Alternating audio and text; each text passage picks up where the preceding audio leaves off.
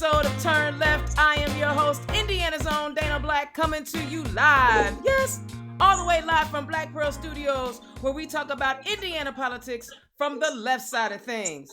Now look, normally, y'all know me, I usually give a rant early in the show, but you know what? I'm not even going to waste any time filibustering. I got the congressman with me today, and I tell you what, he's finishing up his 6th term. And just today, he dropped knowledge that the HRC and everybody associated with the rainbow is shedding all kind of love. Y'all, welcome to Turn Left. Congressman André Carson, how are you doing, sir? I'm good to see you. How's life treating you? Man, life is treating me well, considering, some of your colleagues hasn't been really doing what they supposed to be when it comes to this COVID, but we're going to get there in just a minute. First things first, you have been around some amazing Black women in your life. Talk about Senator Kamala Harris and how you're feeling about her being our VP pick and her performance last night. I thought she did a good job. I think it's important that we're in a space where we have sisters in the pipeline to become the president of the United States of America. I think Black women oftentimes are forgotten. They've been leveraged, they've been used to turn out the vote. And then once people meet their objectives, they cast Black women aside. But oftentimes, even historically, Black women have been used even as leverage to go against Black men. And so now that we're in a new movement, come on now. So I think a lot of what you're seeing now, the backlash, is the sentiment of sisters who feel used, and they recognize that they've been used. And Black men have lost in that whole dynamic. So it's almost a slavery dynamic. But now what Kamala did was show up and show out. And she just highlighted the plethora of sisters who are geniuses, who are brilliant, who are beautiful, who are bold, much like Sister Dana.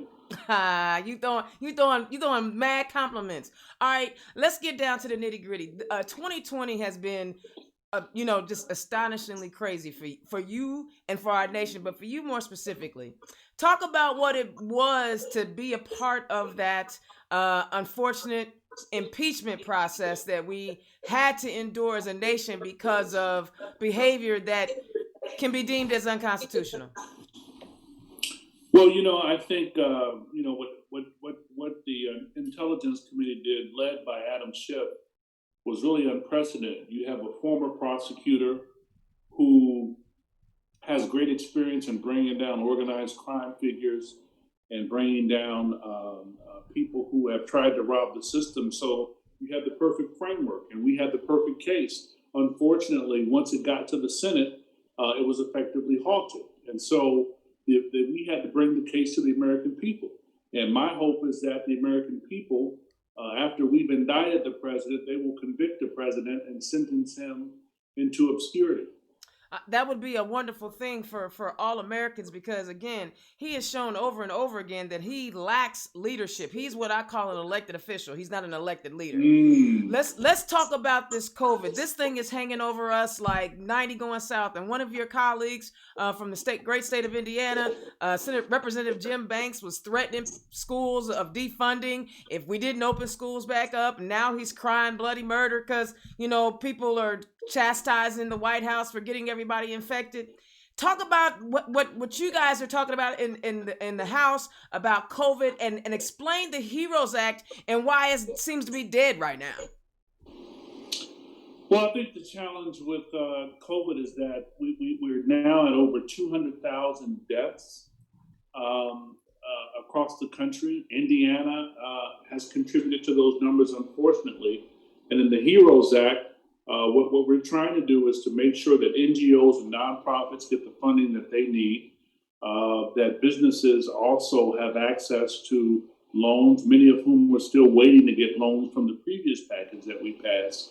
But I think in a broader context, really looking at ways in which Congress can effectively address the needs of those who have been furloughed, laid off, which is in the form of a stimulus. The original stimulus check that went out was $1,200. We were negotiating with the Republicans about increasing that amount.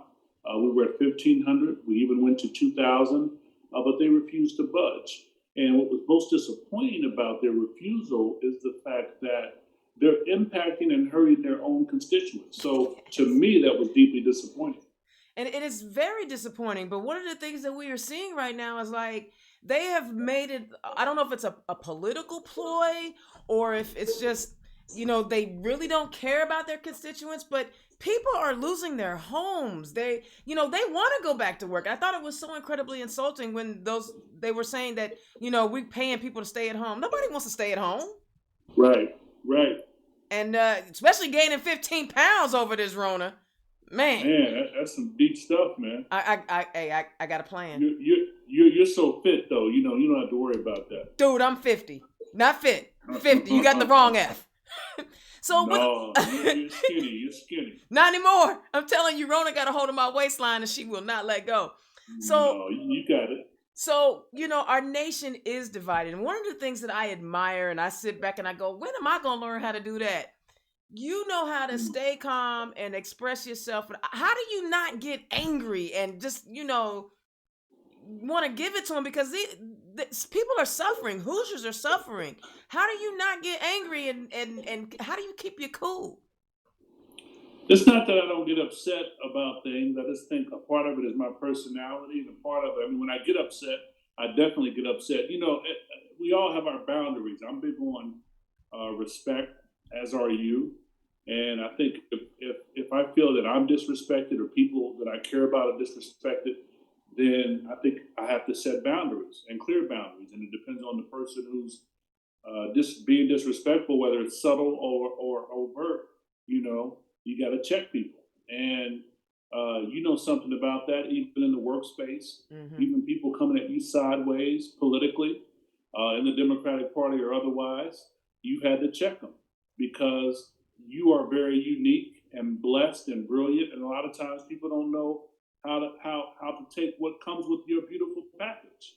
And in that comes assumptions, racial and otherwise, about who you are as a person. And I've seen you check folks, and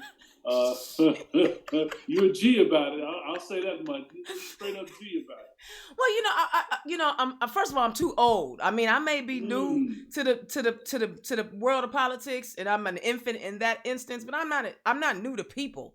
You know what I'm saying? I've been around a while, and you don't have to respect me, but bottom line is you're not gonna talk to me any kind of way because I'm a black woman who's 50 years old. That's just not gonna happen. You know what I'm saying? And when we talk, go ahead. No. I was gonna let you finish, but in this political world, a lot of people they try to get greasy. Yeah. And some of these people, I think, in a different context, it'd be a wrap. Yeah. But that's because they're in it for the wrong reason. People who sometimes they're young enough to be your kids and they want to get greasy. You gotta check them. Like, look here. But that's because they in it for the wrong reasons, boss. Ooh, you know what I'm saying? Okay. I mean, are they really in it because they want to create policies that are going to improve lives, or are they in it because they think they look good on a poster? Ooh, you stepping on toes now. No, listen. If you go to any panel discussion I go to, or any speech when I'm recruiting people, I tell them, if you're just doing it because you think you're cute, we got enough of them. We need people that want to get to work. What percentage do you think it is? I think it's small. I mean, okay, don't get me wrong. There's always, you kind of have to have an ego. Every time I interview you, you end up asking me questions. Because you know how we do. We just have that chemistry where we just rock like that. I think that there are people, egos, you have to have an ego if you're going to be in politics because you out in front of people. So you have to be comfortable in your skin to say, I'm going to go out here and do this thing. But I think some people feel that this is a vehicle for their come up, right? Ooh. Versus this being a vehicle to uplift your community, whatever that community is. If you classify Hendricks County as your community or the LGBTQ+, why are you in it? And I feel like that's not what your mission is. I mean, I don't think that that's what you're doing. No, not at all. I mean, when I grew up watching my grandmother, I had my appreciation for politics developed, but I had a small resentment because I'm like, we're still living in the hood. She's always complaining we're broke. What are you doing? You know? Right. what are you doing? What are you doing this for? But you're saying that a lot of people use this really as a platform to gain notoriety. Mm-hmm. That's heavy, man. Well, because they don't want to do they don't want to do the dirty lifting. I mean, honestly, they don't want to make the phone calls. They don't want to knock the doors. They don't want to study. They don't. Ooh, you know, great word. You know what I'm saying? You got to study. Like, I made a commitment to myself that I wasn't debating with anyone else again who does not understand how the three branches of government work. Wow. I'm not doing that. That's a great point. I'm not giving energy, my political energy to people who don't even know how government works. Right. Now, if you want to learn, I'll teach you. Right. What do you think about Sister Kamala and her performance and her potential? You know, Barack Obama changed the psychology of many people. Do you think having a sister in that presidential pipeline continues the changing of the psychology of undoing the damage that slavery created? It's going to take white supremacy created? Yeah, see, well, first of all, people have to recognize that white supremacy exists. Their white supremacy sometimes prevents them from actually seeing that there's white supremacy. That's real talk. Even some of our loving liberal democratic friends. The worst offenders sometimes. Sometimes, yeah, right? Because they already enlightened. They don't need no more knowledge. You know. First of all, I'm super in all honesty, she was not my first choice. Okay. My first choice was Stacey Abrams. Period. Ooh, hands down.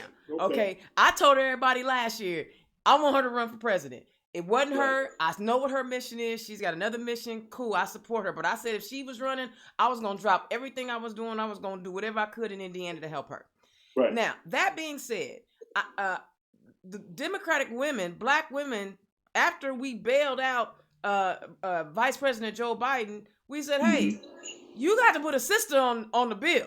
I mean, I know you're going to get a woman, but it needs to be a woman of color. And listen, Tammy Duckworth, oh my gosh, she was on my list. She's tough, but it wasn't a sister. Y'all can't keep asking us to do all the dirty work and not allow us to sit down and eat dinner when we get done cooking. You know what I'm saying? Right. We can't eat. We can't eat. So that dynamic is fantastic. Now first of all, I don't even know why we even have to say she's brilliant. She's an attorney. You know, there are nefarious attorneys and unscrupulous attorneys, but to pass the bar, come on, you ain't stupid. Right. She won all of her statewide races in California. She's a winner, and she has every attribute that most mediocre white dudes have. I'm just being silly right there. You don't have to comment on that one. But her performance last night was classic. She wasn't about to bring no Sister Girl Spades Party fire to the debate.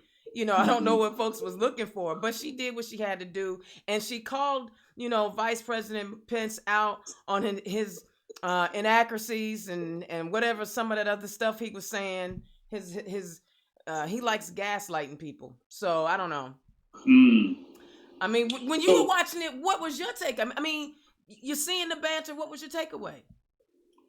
I thought it was, it was a vice presidential debate. I thought you were able to see, Pence is known to be a good debater, and I won't dispute that, but he kept interrupting Kamala. He kept interrupting the moderator. He wouldn't let the moderator moderate. And I think it kind of, I saw one writer, he described it as being paternalistic. Yeah. Which kind of doesn't help their narrative. It should help our narrative. And then he had the Fly step in and kind of steal the show. And then I just felt like Kamala made the case as to why she is a strong vice president and could possibly be the leader of the free world. I did find it interesting. Well, I do find it interesting that they keep harping on they already were preparing for when we win the White House and take over the Senate, and they want to know what we're going to do with the Supreme Court. But they're already doing, hypocritical stuff with the Supreme Court. So I always find it interesting that they want to hammer us on what we're going to do when they're already doing hypocritical stuff. Do you think that we will elect another CEO business type to the White House? We're still looking to elect the first CEO business type. Ooh, come on, ooh, you can't ooh. file you can't file bankruptcy 7 times, dog, and call yourself a businessman. Well, you could call yourself one, but you're a failed businessman. Come on. No, I don't have a problem with someone having business acumen. I don't want a Mitch Daniels. I don't want a Mitch Daniels who wants to, starve every system. But let me ask you this. Yeah. So you're on a COINTEL committee, and that one's huge. Today, today we found out about 13 gentlemen up in Michigan who were arrested for plotting to kidnap the governor. The squad has been listening to death threats and people coming after these folks. And I'm certain, sir, and you don't have to, quantify it, but I'm certain that you've had your fair share as well. How do we begin to, because we gotta look forward, right? How do we begin as leaders to try to heal our nation right now? Our nation is in pain. Yes, we know all of the historical aspects of it, but the bottom line is we gotta heal. What are some of the ideas and the things that you think about when you think about healing our nation? That's a good question. I think healing first begins at home. I think a lot of the a lot of our perceptions about race, a lot of our perceptions about different socioeconomic classes of people, people who have different religious beliefs or no beliefs at all, are started in the home. Those beliefs are reinforced in our schools, and unfortunately, they're codified in some of our houses of worship. And when you have those dynamics, it makes it quite difficult if people are unwilling to have real conversations. Our schools need recalibration. Our houses of worship oftentimes, unfortunately, and I'm talking about across the religious spectrum, I'm not picking on any particular religion, have all been complicit in solidifying the precepts and misconceptions and the toxicity of white supremacy.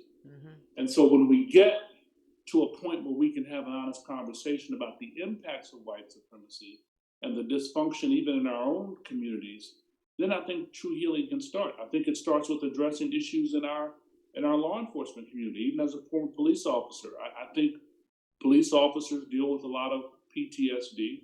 They deal with a lot of depression. It's a thankless job.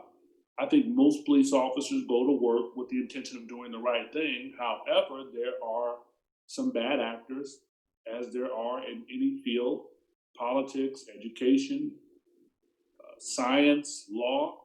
There are bad actors who have continued this legacy of targeting Black and brown communities without probable cause, without having met the reasonable suspicion test, and I think for the sake of continuing the enterprise of white dominance over Black and brown folks. So let me ask you this, and if you don't want to answer it, I'm cool. How do you feel when you're walking through the halls of Congress as a Black man, and you ain't no little dude?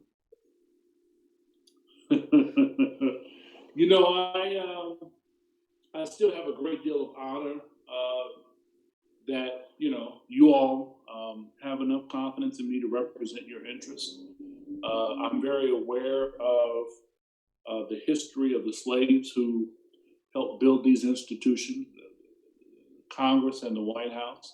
But I also know that I play a part, small part or otherwise, in helping to get legislation through that makes our economy better for everyone, Black, white, rich, or poor, but also to introduce legislation and to have symposiums and use my platform to allow voices that otherwise would not be heard to help influence lawmakers so that we can obviously improve our communities and improve our society as a whole. As you know, I have a hip hop panel and we do our karaoke, but I'm missing the karaoke this year. Your birthday's next week. And no karaoke. You know how we do. So, I've had artists, CEOs, ex-street pharmaceutical sales reps, ex-pimps, ex-sex workers, all of them come into this panel because I believe in redemption. You know Right. something about redemption. Absolutely. We And all do. it's folks from that kind of community in our community and those who are looked at as the outliers of society. I think they have the best insights. And sometimes they're the most scholarly.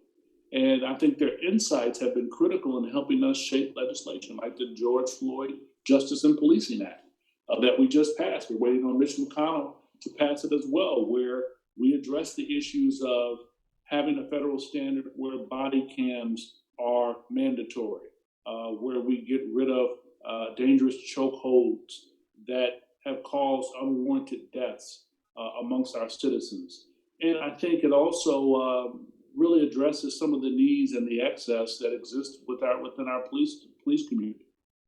I love it, and I know that our city council is working on some things. I hope that with that 20-5 majority that we have in our city council, and with the Democrat in the mayor's office, we will really begin to address a lot of the issues. And I worked with IMPD directly, so I got to know them as men and women. Not just people in uniform, and I know that there are good spirits, right? Good spirits. But I also met some of them other ones. It was almost like poltergeist. I'm like, I don't want no parts of this. I knew who they were. So I gotta hurry up and get you out of here because, like I said, I want to be able to have you back because your team let me. I love you dearly. You know I love you dearly. You already know. It's mutual because you know what I love about you more than anything else. Before I get to my last point, you come home and you talk to our communities. You ain't just hanging out in DC. Literally, the reason why I decided to go to the African American Historical Museum instead of coming to your office that time I was in DC was because I know I'm gonna see you here. And it's you know what I'm saying. So talk to your colleague because there's a whole bunch of them ain't coming home. Last thing. What as we've got to move forward. We're going to deal with COVID because we're going to get some new administrators. Things are going to change. What is that one piece of legislation that you want to work on when you get back into the Congress next year? There are several. One is the Recidivism Reduction Act, which for those folks who are incarcerated who had disabilities or received benefits, once they're released, those benefits kick back in immediately. We don't want to see folks recidivate back into a life of crime. And also the financial literacy bill. I've met with educators who say they would love to teach financial literacy in our schools, but they're stretched thinly because of testing requirements. What this bill does is that it allows NGOs and nonprofits to work with our schools and the banking community to teach basic financial concepts. We're not trying to make people hedge fund managers or financial gurus, but we want to teach basic financial concepts to improve the future of all of us. That's what's up. You thinking about the future. I love that. All right, Congressman, do me a favor. Tell the squad they got a fan. They got all four of them. They got a fan in Indiana, and if they ever want to come talk to Hoosiers, there's a spot for them. There's a whole bunch of folks. We got to make that happen. Oh. They want to come to Indiana to do an event for me, but I got to make it the right situation. But whatever it is, you got to be up in there. You already know. Absolutely. Well, we can do it remotely for now. Because you know me, I ain't afraid to ask. Because I'll get out and ask. But that's what I love about you. Tell them that the Indiana Zone is looking to get that wisdom from all different perspectives from all over the country in Indiana, so we can see what winners look like in the Democratic Party. Thank you so much for joining us today, Congressman Carson. Can I just say I just love you and I appreciate your brilliance and just your authenticity. And you got a friend in me forever, but I don't have to tell you don't change. But thank you. I don't know if you realize how many people you inspire who will never come up to you and say thank you, Dana. I love you. I live vicariously through you because you keep it 100. And you just bold, but that's not in me to do it. But thank you. So many people who will never tell you that, but they believe it and they see it in you, Queen. So we love you and we appreciate you. Well, that means That means the world to me to come from a king, because my daddy was a bald-headed black man too. So I got a thing. I got a thing for bald-headed black men. Talk to me. You know what it is. Hey, we love you. And if you want to donate to Congressman Carson's campaign, click on the link. I got a link right there. We've got to send this man back to Congress so we can keep fighting for Hoosiers and Americans as a whole. He's got it right. He's got it right, y'all. All right, brother. You have a good night. All right. Bye-bye. Woo-wee! Now, I'm not going anywhere. I just got to find my picture here. Turn that on, turn that off. All right. Woo! It's always a pleasure to talk to the congressman. I'm glad he was able to give us some time. He always turns the interview around on me. That's not cool. I'm the interviewer, but we end up having great conversations. We are going to miss his karaoke. This would be the week or next week because his birthday is next Thursday. We're going to miss out on the karaoke. But y'all, we got us a true congressman. Now, y'all know my show is about an hour long, and I knew I was only going to get about a half an hour. So guess what? I'm about to have a for real rant today. You feel me? I want to talk about first of all, let's talk about the 13 militia, right? The 13 militia that were arrested today. The warrants were submitted because they want to try to kidnap the governor. They obviously have been watching too much time watching Mission Impossible, Escape, Capture, whatever other big blockbuster movies that have been coming out because they actually thought they were going to get away with that. They thought they were smart enough to get away with that. Wait, no, thought they were smart because they came up with the idea. But here's the deal. Those people were inspired to behave stupidly because of the leader that we had. No, the person that's living at 1600 Pennsylvania. This is the same clown that told us that COVID was a hoax. Now he got it. Now he's on this steroid cocktail and he's all roided out and he ain't got no muscles to go with it. How you gonna just be roided out and ain't got no muscles? So I'm glad they caught those fools because, they've been, Facebook and Twitter are finally saying, hoping people will die, we'll take that down. But they didn't do anything when the squad was getting threatened. They didn't say nothing. So, you can't keep telling me Black Lives Matter and then pretending like it don't. Because that's what they do. They pretend like they say it, but they don't mean it. Not at all. So let's talk about the debate. Before we go into it, the most important thing we need to recognize is this, and we need to honor it, and we need to come correct with it. There was a woman of color on that stage. Now, yes, she's Black and Southeast Asian. I'm cool with that, whatever. But she's an AKA and went to Howard.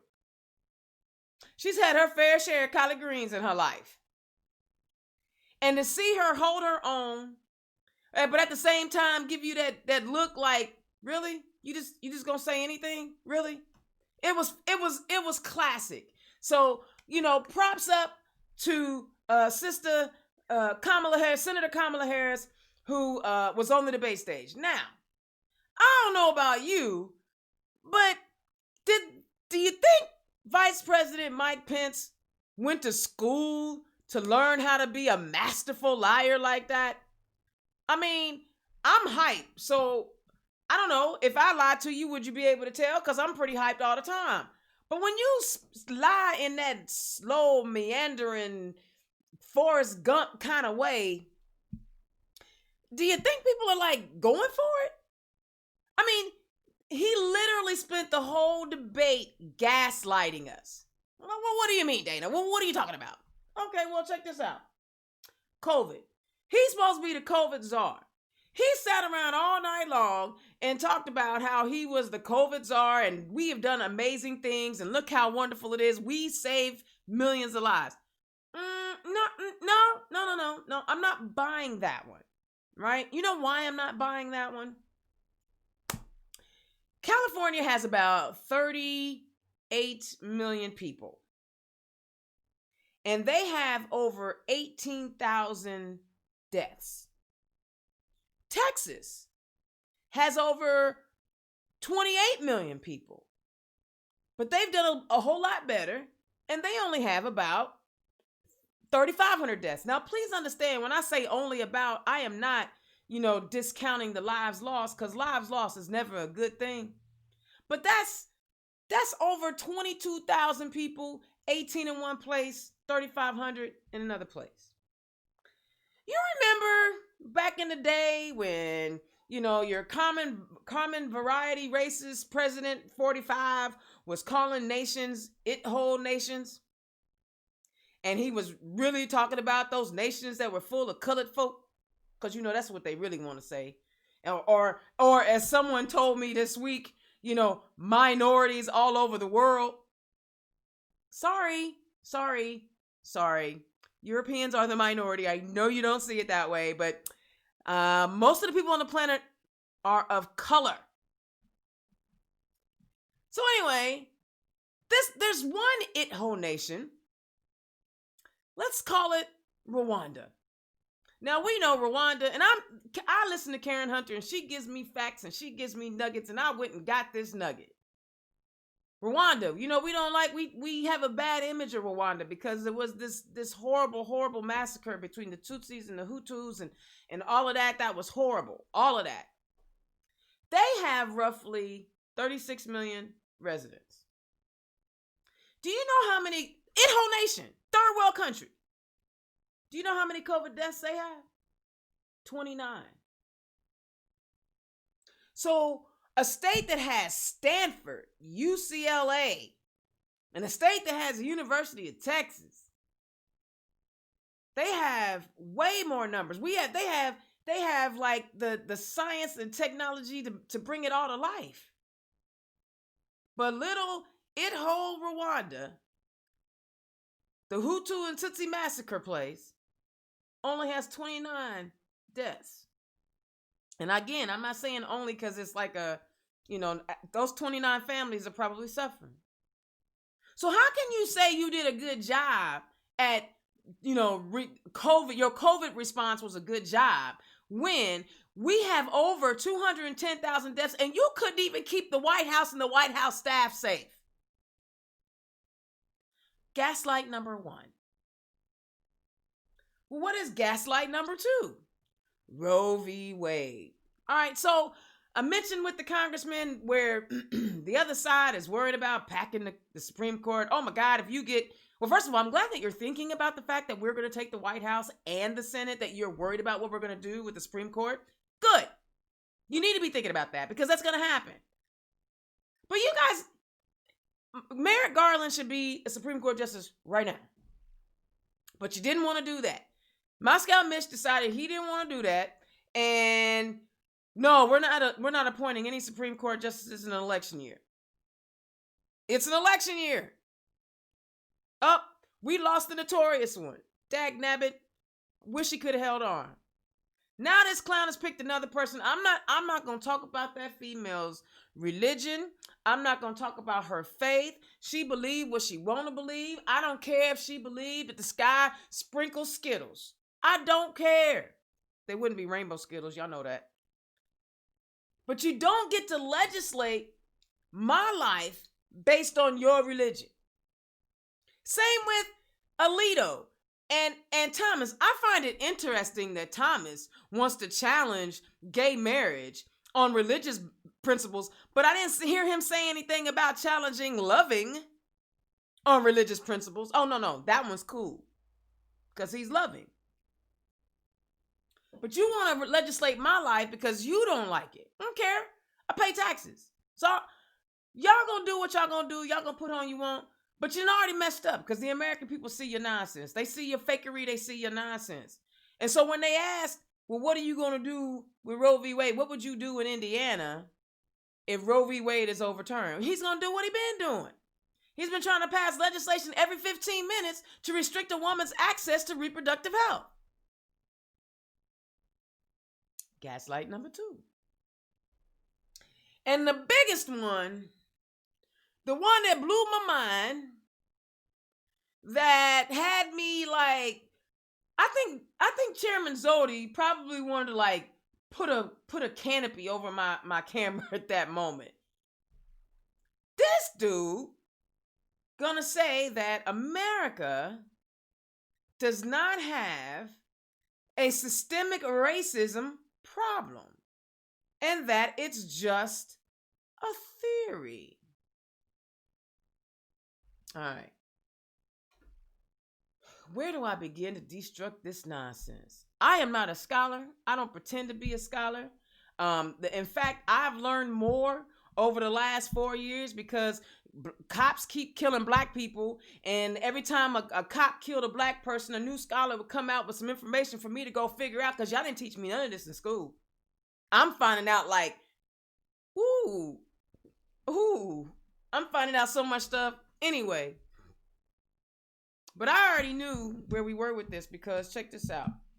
Our nation was founded on the forced removal of the indigenous people. There was a system in place to get rid of the Native Americans that were already here. That was the first system, right? The next system was, well, we really can't stand the Southern American heat.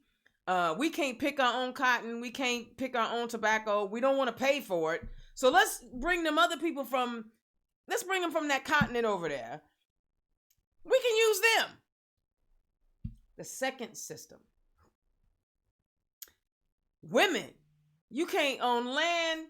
You can't involve yourself in financial affairs. You can't buy property. You can't do nothing. Women are subjugated.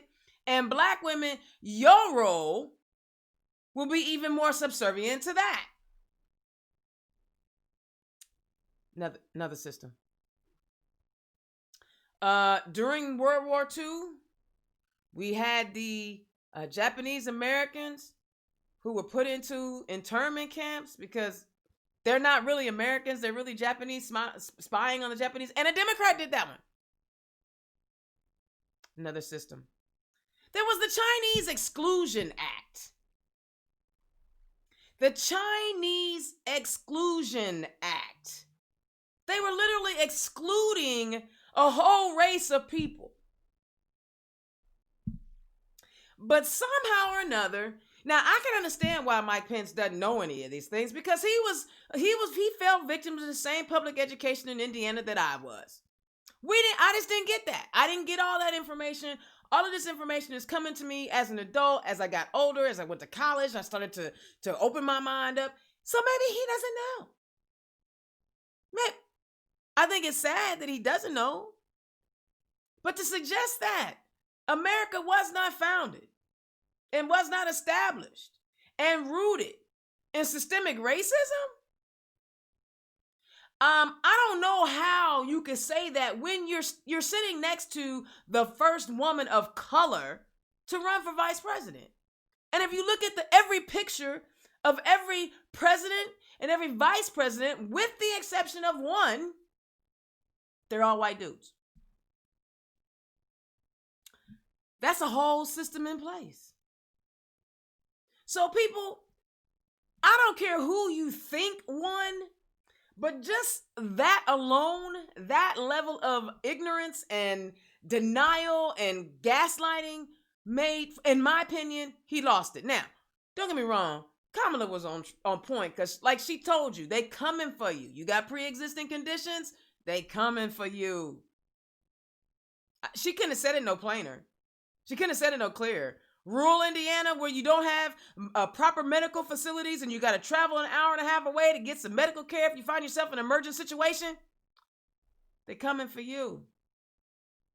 They're not coming for those of us who have full-time jobs and have insurance or have enough money that we could go out into the market. They're coming for the folks that are struggling day to day. They're coming for the folks that, think about it. If you survived COVID, guess what you got? You have a pre-existing condition. Yeah. I don't like being gaslit. I don't like being gaslit, and y'all shouldn't like being gaslit. The Vice President of the United States is on some mess. Senator Kamala Harris won that debate because at least she told the truth. Now, should we pack the court? I think we should pack the court. In fact, I think it's a fantastic idea. Start packing it. I say January 21st. Start packing them. Put 5 more people on. I don't care. There's 300 million people. Don't talk to me about it's been like this for 150 years. Shoot. We were enslaved for over 300 years, and Jim Crow was for another 100 years. Do you just keep up an institution because it's like that? No. How things start doesn't necessarily mean how they're going to end. But I also want to say this tonight, and I'm excited because, when I get a chance to talk to the congressman, I get a little hype. It's always an honor, right? When people take time out to talk to their constituents. Representative Trey Hollingsworth, Representative Jim Banks, Walorski, where y'all at? Congressman Carson comes home and he talks to the people. But I want you to understand this. I know that it's easy to talk about what's going on the Fed level and all that good stuff, but let's talk about what's going on in Indiana right now. Your governor has decided that he no longer wants to even talk about and answer questions about COVID because he knows his response is raggedy. And it's kind of hard to follow the leadership of people who just got themselves infected. So what does he do? He has no clue. Right now, he is so lost. He doesn't want to talk to nobody. I can't. Oh no, I can't talk. But please understand this thing. If you're still sitting on the fence in 2020, which I can't imagine how, think about this. In everything that Republicans want to do, Indiana is the incubator. Always has been. It's the incubator. When they wanted to bust up unions, it was done here. When we weren't the first, but we followed in line. When they wanted to defund public education, they came here. In fact, Betsy DeVos touts Indiana as like the poster child for defunding. They don't call it defunding public education. They call it something else. When they want to keep wages low, we're the poster child. We are the state that they use to say, see, our policies will work. But what they're not seeing are the folks down in Lawrence County who are struggling because the businesses are closing down around them even before COVID. What they're not talking about are people up in Kosciuszko County who are struggling because business was shutting down long before COVID. They're not talking about how they allow businesses to use Indiana as a trash can and dump their toxic waste here, but we had a whole town just north of Fort Wayne that couldn't use their water just this year. This ain't no Aaron Brockovich stuff. This is this year. This year. I don't know why we Hoosiers think it is okay and acceptable to be treated like this. I'm not going to use any medical terms to describe it, but if somebody just keeps on mistreating you and smiling at you in the face, but they still mistreating you, what is that? Their actions show us who they are every day. Governor Holcomb can't even come out and talk to you about his COVID response because he doesn't have one. He never did. And now we're in stage 5 and our numbers are going up. None of this makes sense, y'all. We have early voting has already started. If you are still talking about why should I vote, I don't know if you are in need of that stimulus check or not. I know a lot of people are. The Democrats went on ahead and did what they were supposed to do in Washington and approved the HEROES Act. And it wasn't just about individuals getting checks. They were trying to help small businesses survive during the course of this. But it sat on Mitch McConnell's desk in May, and he did nothing. They talked about people being lazy and us paying people to stay home in the middle of a pandemic. We should have been paying people to stay home so we could not have 210 plus thousand people dead. I'm imploring everyone. If you understand that policy dictates everything that we do in life, even how I bring you this show, there's policy involved. Somebody's going to win the race. Somebody's going to win the election. Don't you want to have a say in it? Don't you want to have some input on how your life is going? You're not going to get everything you want. You're not going to find the perfect candidate. These things happen. But we, as Democrats, care about the people. We care more about people than we do anything else, and we will continue to fight for people. I'm proud of Senator Kamala Harris. I'm proud of Congressman André Carson. He is our dude. And we chop it up. Y'all don't know. Like, I'm so fortunate to be able to learn from that young man. Yep, I call him young because I'm older than him. Be serious about this political process and understand the concept, what compromise looks like, how you come to agreements, because there's 360 million people in this nation, and 360 million people are not going to agree. So we have to come up with the best solution for the majority, what we all can benefit from. We can all benefit. There's enough for everyone. Let's deal with the problems that we have. Let's stop pretending like people don't need bias training because they haven't seen an analysis that determines whether or not it's effective. If I introduce new concepts to you, you're going to change your thinking a little bit. Let's open our minds up and don't be trying to repeal the ability for tax-paying gay Americans to get married. People that pay into the system should get the same reward out of the system. It ain't perfect, and I get mad too, but you know what? Unfortunately, I'm also a victim of the system. They only made me learn one language, so I'm not really sure where I'm going to go. I'm here. I ain't going nowhere. Not going anywhere. I'm going to keep fighting and keep encouraging y'all to fight with me in your own way, whatever it is, in your own way. Because we can do this. We can flip seats. We can make things happen. We can do some amazing things if we work together to make it happen, y'all.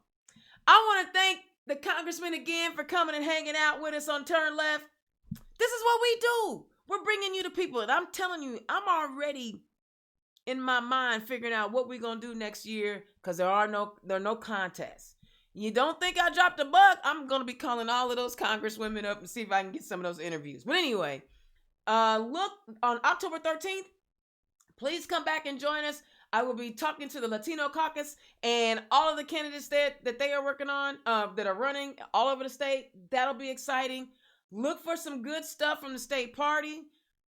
Election night's going to be a blast. All right. Indiana's own Dana Black, Turn Left. I appreciate y'all tuning in on this session and talking to the congressman. Y'all know I get giddy about that. I'll holler at y'all next week. Peace.